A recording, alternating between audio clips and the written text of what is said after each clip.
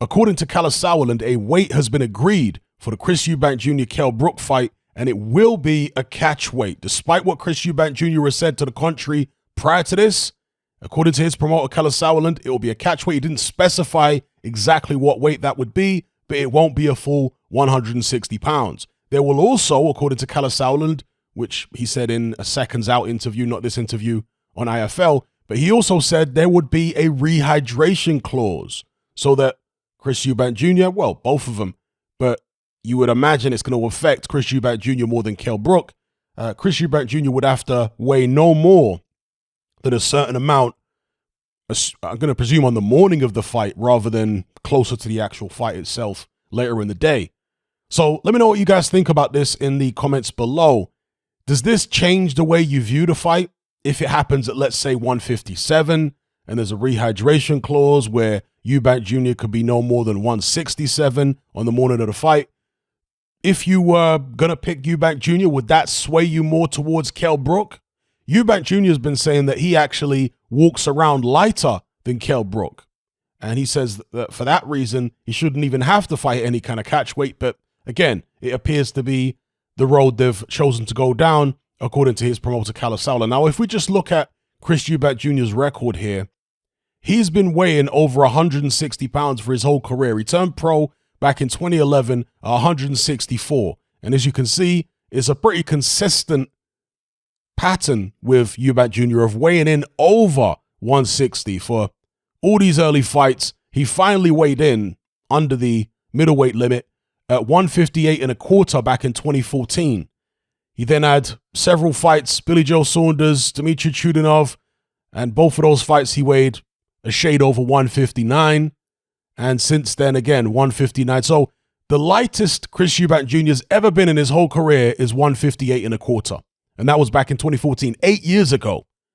So at the age of 32, is it going to be safe for Eubank Jr. to actually weigh in at 157, 156, whatever the catch weight is going to be? We can speculate.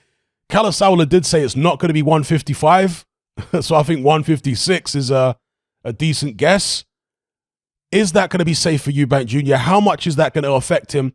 See, a lot of fans look at that and say, well, it's only a pound. It's only 2 pounds. When you're already struggling to make weight, 1 or 2 pounds is a lot, particularly when you've got no fat on your body like Chris Eubank Jr. What weight is there to lose? You see it? So you're just losing pure water. You're just dehydrating yourself, and that pound can make a big difference. And again, it's not just the weigh-in itself. It's the day after with the rehydration clause, making sure that he's no more than 10 pounds over that limit.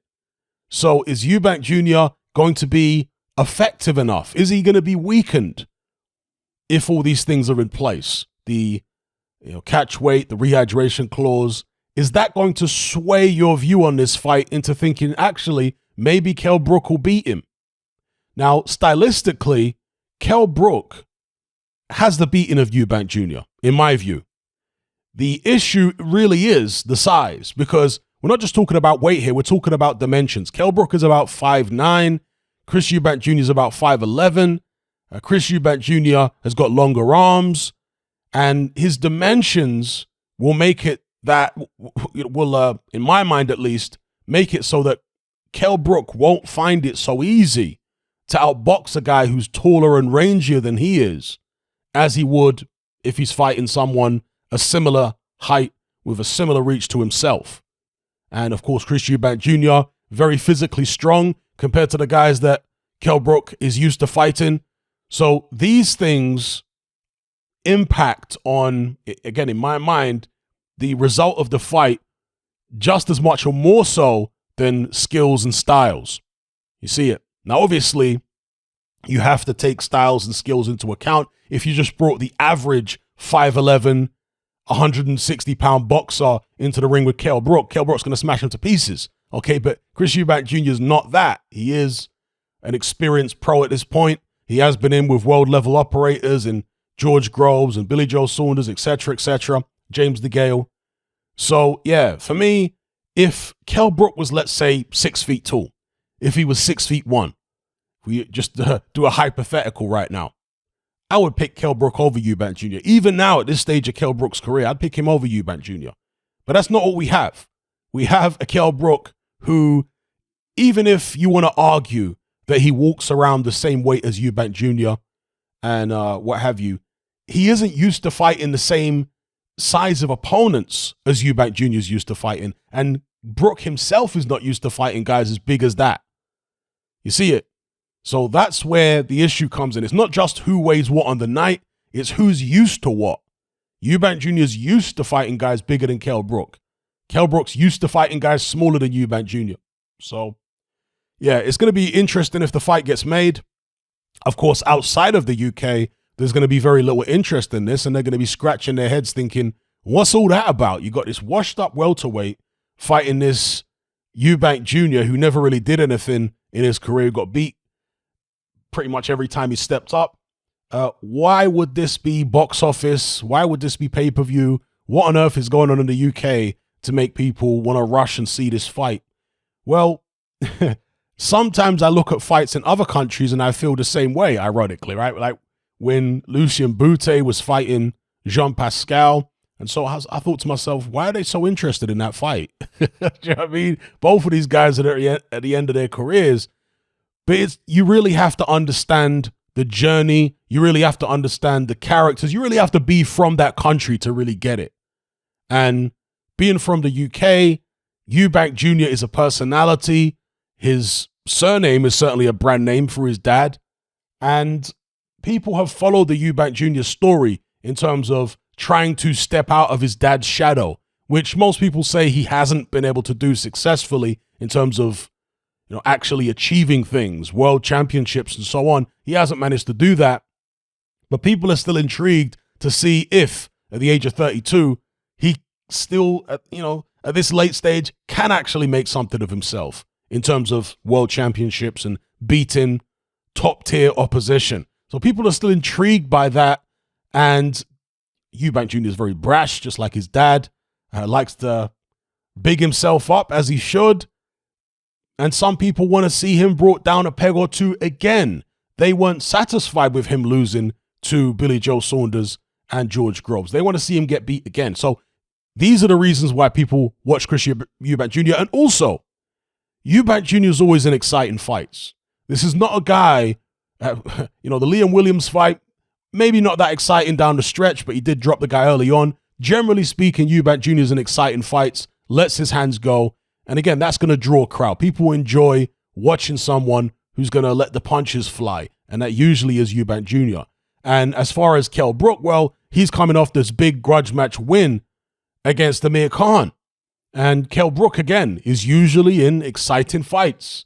And when it comes to these catchweight bouts, there's an air of mystery to them. You don't know how the weight is going to impact on the fight more so than the styles, potentially. That this air of mystery and intrigue also draws people in and makes people want to watch. And again, you've got two personalities. You've got Kell Brook, who up to this point hasn't really been as big in terms of box office, in terms of profile in the UK as Eubank Jr. But following on from the Khan fight, he's got a lot more press at this point. He's got a lot more attention.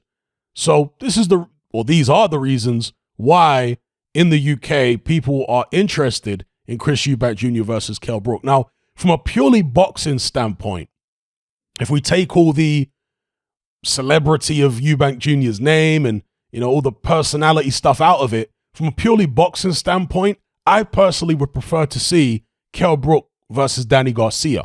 I think that's a really good, solid crossroads bout. And according to Ben Shalom, acting on behalf of Kell Brook, they actually made an approach to Danny Garcia's people with a view to making that fight. Unfortunately, there doesn't seem to have been any luck there. And apparently, I have to assume Danny Garcia isn't really interested in fighting Kell Brook at this stage. I would really like to see that. I think that's a fight that makes sense. And stylistically, it's interesting. You've got a counterpuncher in Danny Garcia. And Kell Brook can counter pretty well too, but he likes to lead a lot. Danny Garcia likes to counter. Kell Brook throws straight shots. Danny Garcia is known for his hooks. So I find that really, really interesting just from a purely boxing perspective. But again, in the UK, when it comes to drawing the casual market or whatever, a fight between Chris Eubank Jr. and Kell Brook does actually make sense. And I'm sure it would do fairly well on box office, actually. Would it do better than the Amir Khan fight?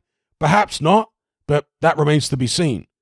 Let me know what you guys think in the comments below about everything I've talked about in this video, the catch weight, the rehydration clause, whether you can understand why this would be a big fight, what the mystery and the intrigue is all about, whether you think it justifies putting it on pay-per-view, the style matchup between the two, the personalities. Let me know what you think about all of it in the comments below.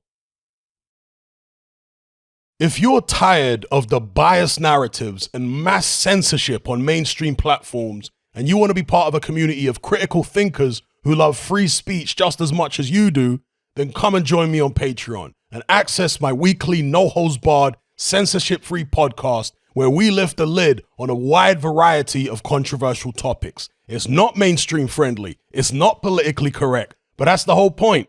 We dare to stand as a beacon of reason against an army of insanity. Just head on over to my Patreon page and select the tier called Hatman Hot Topics. You'll gain access to a minimum of 2 hours of exclusive content every single week, including podcasts, videos, interviews, live stream Q&As, as well as my popular Confessions of a Nightclub Bouncer series. Not to mention a vast back catalog of hundreds of hours of previous episodes. You can listen via the Patreon app with the option to download in high quality MP3. We've also got an Element group where you can come and chat and hang out with myself and other members. Unlike Discord, it has full end-to-end encryption, is decentralized, and is 100% censorship free. You can also send voice notes as well as much larger audio and video files than you can on Discord. So come and sign up on Patreon. There's no contract, there's no commitment. You can cancel at any time, and it's cheaper than a cup of coffee.